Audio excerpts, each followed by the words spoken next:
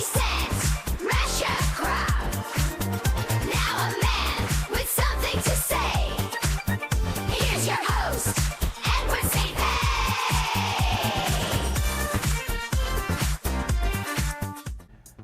Welcome to the show. This is Future Shock. Edward St. Pé with you today, and we've had a great week. We've talked about a lot of interesting things. The new advanced issue of ChatGPT 4, ChatGPT 4o, O for Omni, and I'm experimenting with it. I'm trying to figure out, really what I can use it for. There's a lot of new features, and I'm working on it just as we speak, back in my office. So you can download it, and the thing about it is, there has been a version of ChatGPT 4 that you could pay for, monthly payment. It's whatever it is, $20 a month, but this is free. So they've issued an iteration of ChatGPT 4.0 that is free. And all of the features are even enhanced beyond ChatGPT 4. Now, if you're a paid subscriber like me, then now with 4.0 you get a lot of new capabilities, or more robust version of it, I guess, in some ways, but still the same features, and it's mind-blowing. So there's really no reason not to get it, because you can get it for free now, ChatGPT 4. So just Google it and kind of research where you pick it up at, but it's OpenAI, that's the parent company. And we've got another segment of the interview that Sam Altman did a couple of weeks ago at Stanford University, talking about ChatGPT 4 and the oncoming ChatGPT 5. It will be at some point issued, if in fact it is even called ChatGPT 5. Sam Altman mentioned, well, we might not call it that, we might call it something else, but whatever it's called, the next version, which is truly going to be, another leap forward. And so we've got a little bit more of Sam Altman, and we've got a little more of the interview last week that Michael Milken did with Elon Musk at the Milken Institute conference. So we've got that. So we got both of those guys in there. You can't beat that, right? Hearing from two of the fundamental guys out there changing the planet right now. And then we've got some other biohacking information, and this show is brought to you by Pendragon Apothecary. It's pendragonapothecary.com, and it's a forward-leaning wellness store. We've got medicinal mushrooms and tinctures and things like that. And so in the spirit of that project, we're going to show a little bit on biohacking today. I pulled a video that will be regarding the intermittent fasting, and I've got also one on red light therapy, and I've got one, a couple of different ones, one on vibration board therapy. So we'll get to a couple of those too. But first, let's join the conference at Stanford where Sam Altman spoke a couple of weeks ago, and continue with the interview with Sam Altman. Too high of a standard too early on it. Hi, Sam. I'm curious to know what your predictions are for how energy demand will change in the coming decades, and how we achieve a future where renewable energy sources are 1 cent per kilowatt hour. I mean, it will go up for sure. Well, not for sure. You can come up with all these weird ways in which, depressing futures where it doesn't go up. I would like it to go up a lot. I hope that we hold ourselves to a high enough standard where it does go up. I forget exactly what the kind of world's electrical generating capacity is right now, but let's say it's like 3,000, 4,000 gigawatts, something like that. Even if we add another 100 gigawatts for AI, it doesn't materially change it that much. But it changes it some, and if we start to add 1,000 gigawatts for AI someday, that's a material change. But there are a lot of other things that we want to do, and energy does seem to correlate quite a lot with quality of life we can deliver for people. My guess is that fusion eventually dominates electrical generation on Earth. I think it should be the cheapest, most abundant, most reliable, densest source. I could be wrong on that, and it could be solar plus storage. My guess most likely is it's going to be 80-20 one way or the other, and there'll be some cases where one of those is better than the other. But those kind of seem like the two bets for really global scale 1 cent per kilowatt hour energy.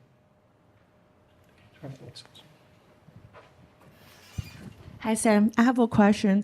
It's about OpenAI Drive. What happened last year? So what's the lesson you learned? Because you talk about resilience. So what's the lesson you learned from left that company and now coming back? And what made you coming back? Because Microsoft also give you offer. Yeah. Like, can you share more? I mean, the best lesson I learned was that we had an incredible team that totally could have run the company without me and did for a couple of days. And also that the team was super resilient. Like, we knew that some crazy things, and probably more crazy things, will happen to us between here and AGI, as different parts of the world have stronger and stronger emotional reactions and the stakes keep ratcheting up. And, you know, I thought that the team would do well under a lot of pressure, but you never really know until you get to run the experiment. And we got to run the experiment, and I learned that the team was super resilient and like ready to kind of run the company. In terms of why I came back, you know, I originally, so it was like the next morning, the board called me and were like, what do you think about coming back? And I was like, no, I'm mad. And then I thought about it, and I realized just like how much I loved OpenAI, how much I loved the people, the culture we had built, the mission, and I kind of like wanted to finish it all together. You emotionally. I just want to. This is obviously a really sensitive and one of the. Oh, it's not. But I imagine that was one. Okay. Well, then can we talk about the structure about it? Because this Russian doll structure of the OpenAI, where you have the nonprofit owning the for-profit. You know, when we're trying to teach principle-driven entrepreneurship. We got to the structure gradually. It's not what I would go back and pick if we could do it all over again. But we didn't think we were going to have a product when we started. We were just going to be like an AI research lab. It wasn't even clear. We had no idea about a language model or an API or ChatGPT. So if you're going to start a company, you got to have like some theory that you're going to sell a product someday. And we didn't think we were going to. We didn't realize we were going to need so much money for compute. We didn't realize we were going to like have this nice business. So what was your intention when you started it? We just wanted to like. Okay, so that was from a couple of weeks ago, and then this week we've got the notice that the ChatGPT 4 has been upgraded to ChatGPT 4o, O standing for Omni, and so there are new capabilities within ChatGPT 4. Not yet ChatGPT 5, but just an upgrade to ChatGPT 4. So Google it and find out more about it, and you can see what's happening with ChatGPT 4o. I've already downloaded it and I've got it now. I haven't used it yet. I don't really know what the new capabilities are, but I know what the old capabilities are. You know, I don't want to digress into a whole routine right now of things that I've been doing on it, but maybe I should just mention, you know, this DALL-E, which is you can text or voice text in, synthesize the text to voice and talk to the AI on ChatGPT 4. We call him Alfred. And I ask Alfred, you know, I tell Alfred, well, I want a graphic within the DALL-E, D-A-L-L-E, the DALL-E segment of ChatGPT 4, which creates the graphics. It's text to graphics. So I'll tell him, this is what I want. We're doing a new channel. It's going to be a fun channel. It's a movie channel. We call it the Magic Hour channel. And I need an image. I would like to bring on the dragon from Pendragon Apothecary, use that as our mascot in there, and give me a Magic Hour channel logo. And then on this one, different from the first one we did, which was purplish, in this one, give me gold and black tones, and I want it to have the dragon in the middle, and I want to prominently display the letters MHC, Magic Hour Channel. So maybe we can brand it as Magic Hour Channel. So give me that graphic. All right, let's see it, Clarence, if you can pop it up there. This is what Alfred came up with, and we turned it into, you know, imagery that we're using on the actual channel. So between movies, we pop it up there. Yeah, pop it up. Well, that's one of them. That's not that is one. I wanted one. That's one of the ones that came back.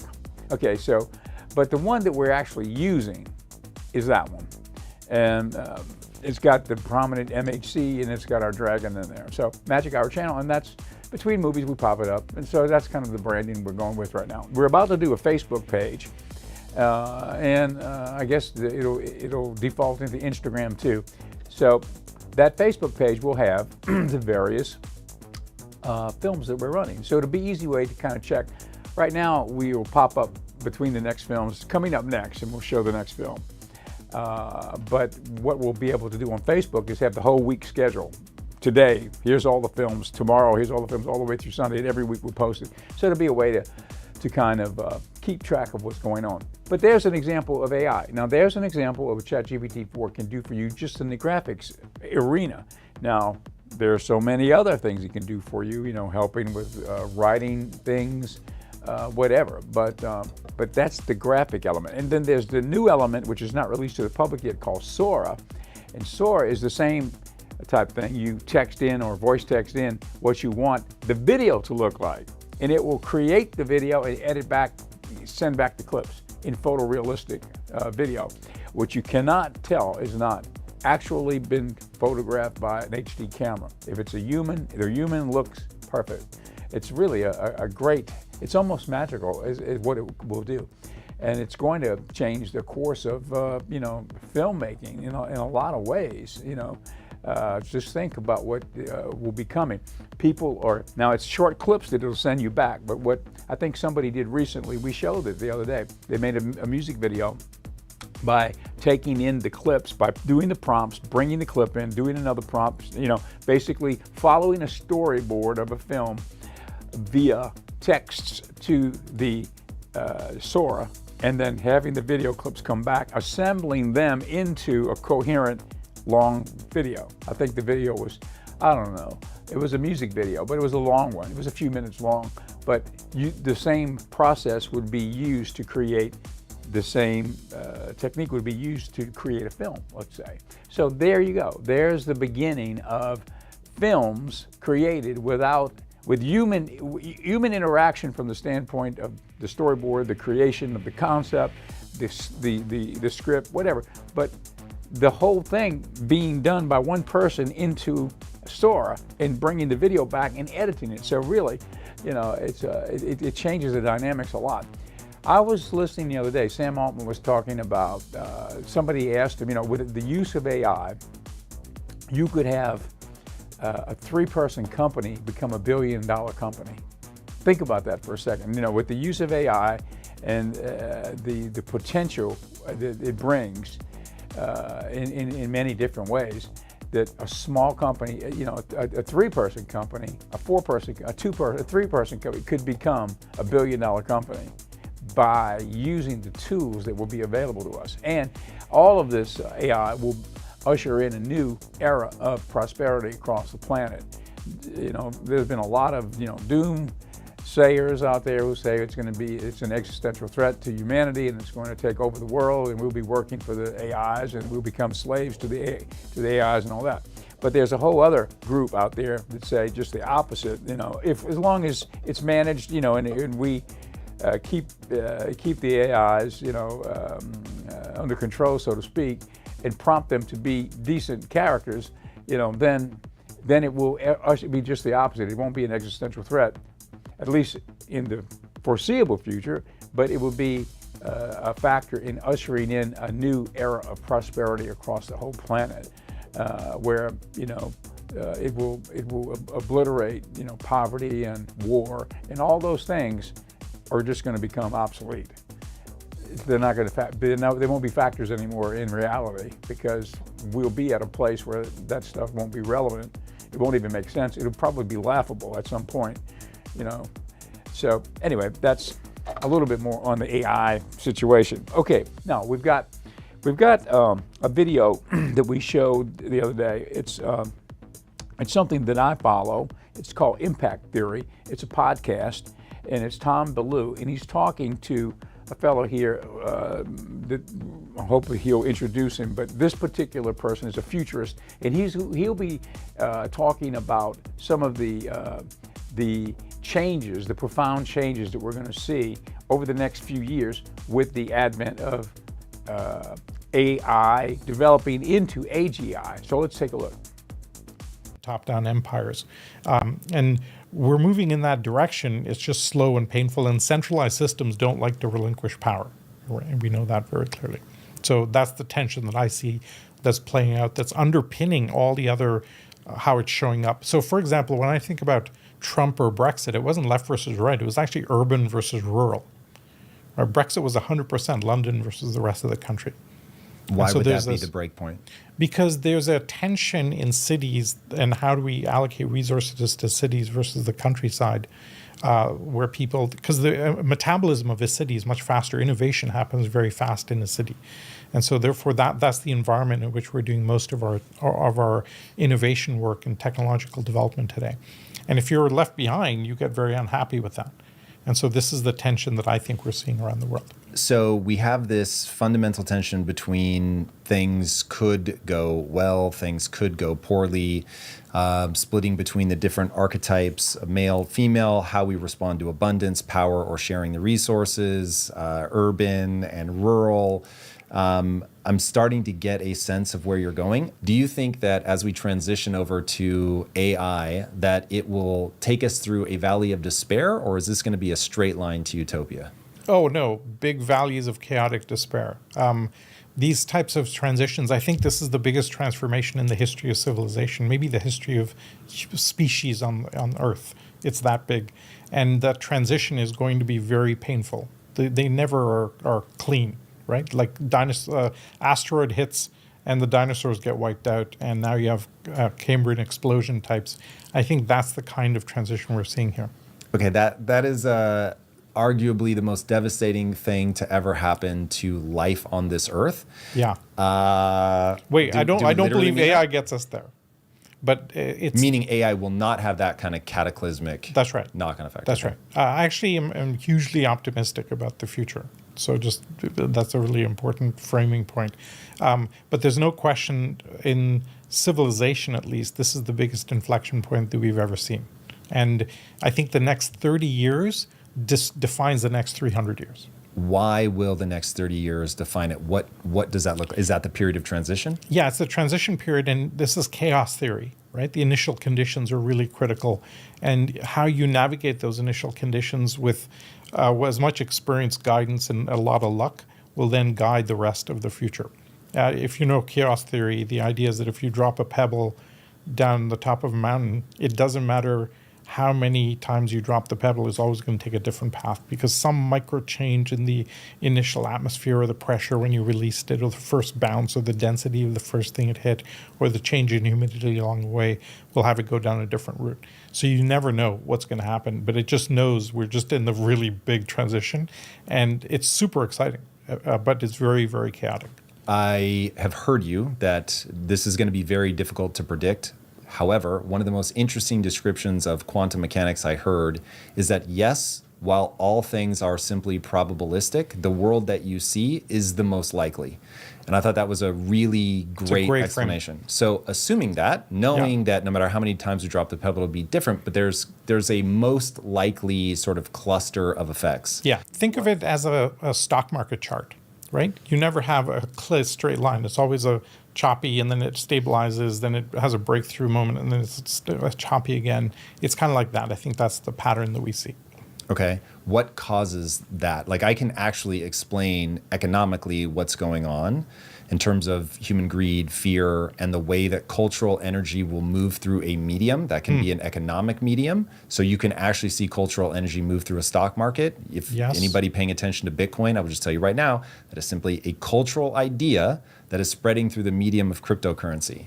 I won't derail the conversation on that, but like with that in mind, that to me, my base assumption about those jagged lines is that is human, the human brain responding in a somewhat predictable way, and you can watch that idea ripple through, including sort of bounding it. So it's only going to go up so high and it's only going to go down so low. And so you see this sort of bounding fluctuation. And you can look back through history and you see that same.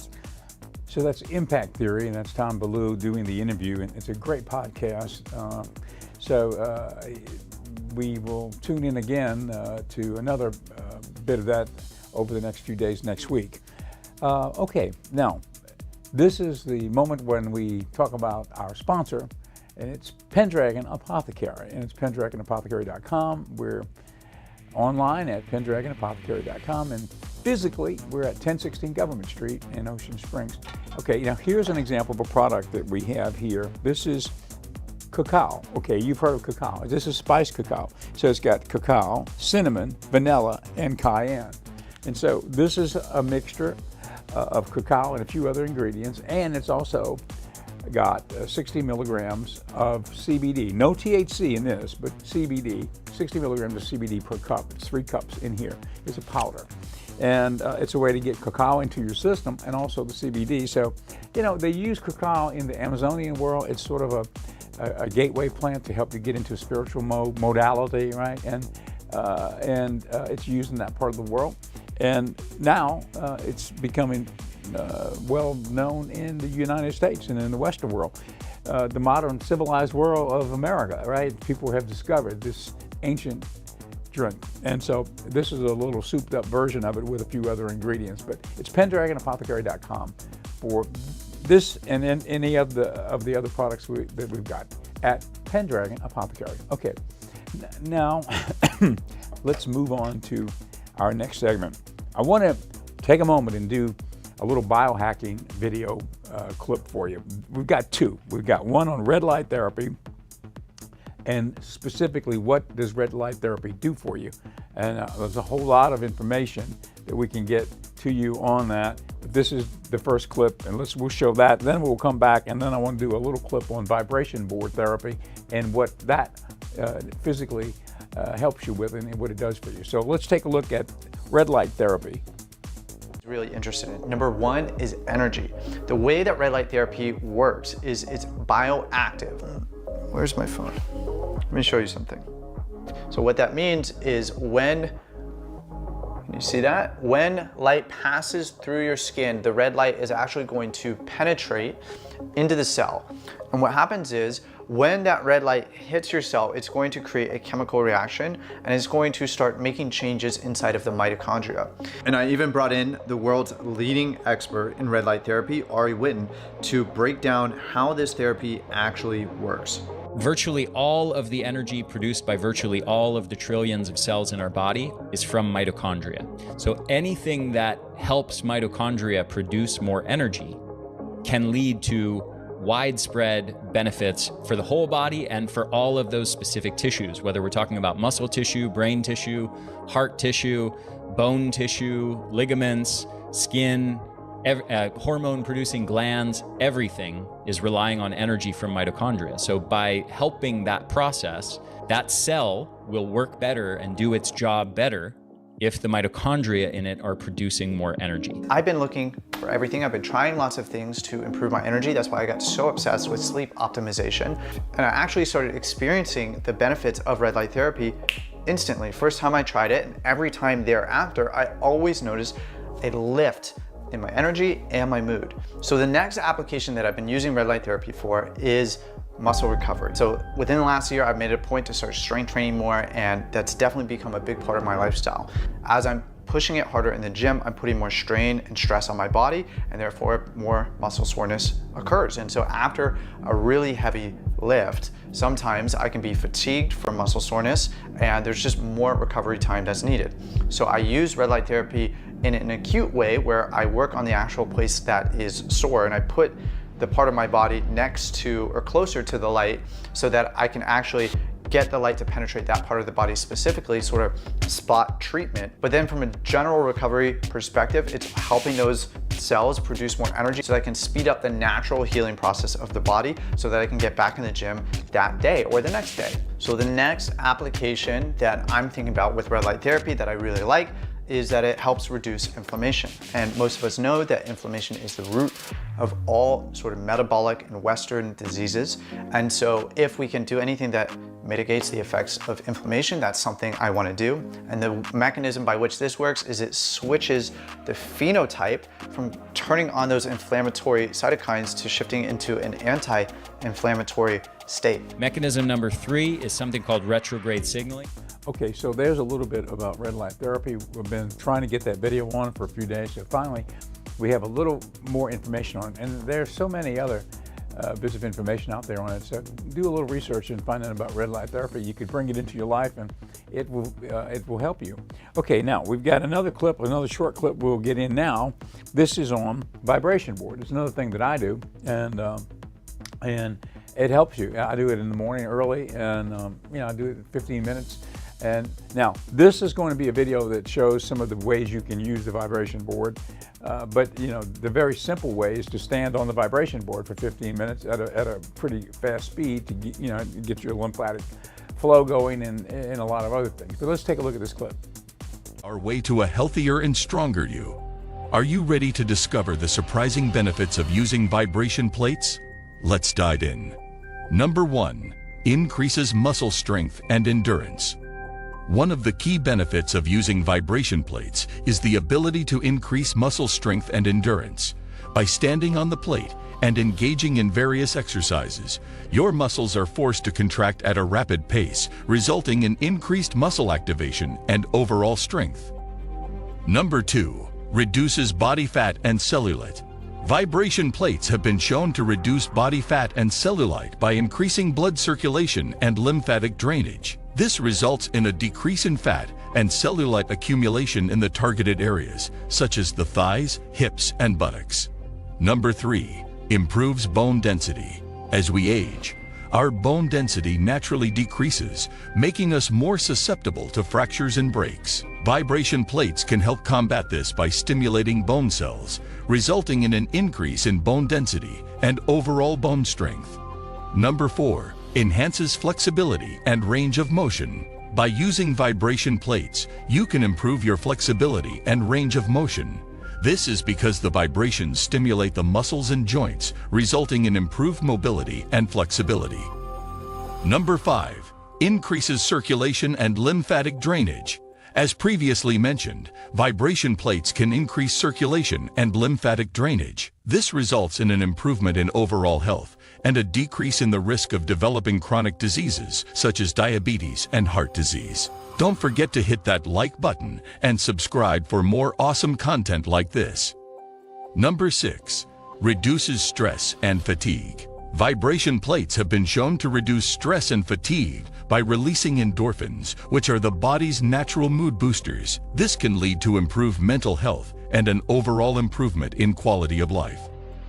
Number 7, saves time and increases efficiency. One of the biggest benefits of using vibration plates is the ability to save time and increase efficiency. With traditional workouts, it can take hours to achieve the same results that can be achieved in just a few minutes on a vibration plate. This makes it a great option for those with busy schedules who still want to prioritize their health and fitness. Now, while vibration plates do offer many benefits, there are also some risks that you need to be aware of. These include: Number 1, joint and muscle strain.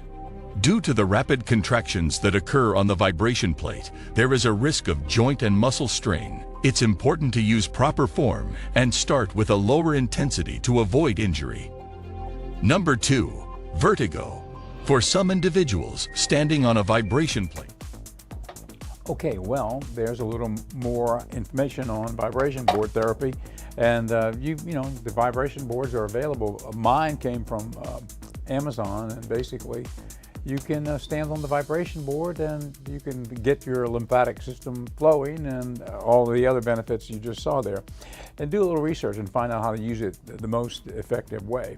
And you can adjust the speed of the vibration, so you can start off slower and then gradually work your speed up. Okay, before we go, we've got a couple of minutes. Let's go to a final segment of Elon Musk, maybe 60 seconds of his interview with Michael Milken this past week at the Milken Conference.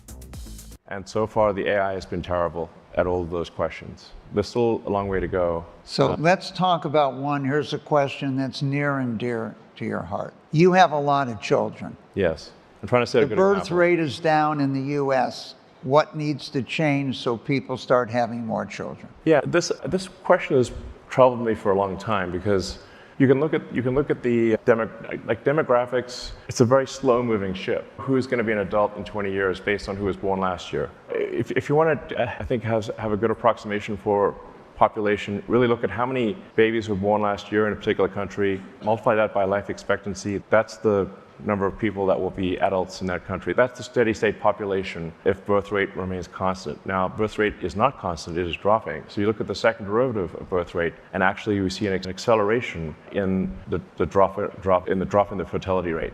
Second derivative of the fertility rate is very bad. Where does this lead? This does not lead to a greater. Okay, that's Elon Musk, and we've gotten all the videos in today, so good show. Okay, well, thank you for being with us, and we'll see you next week here on Future Shock.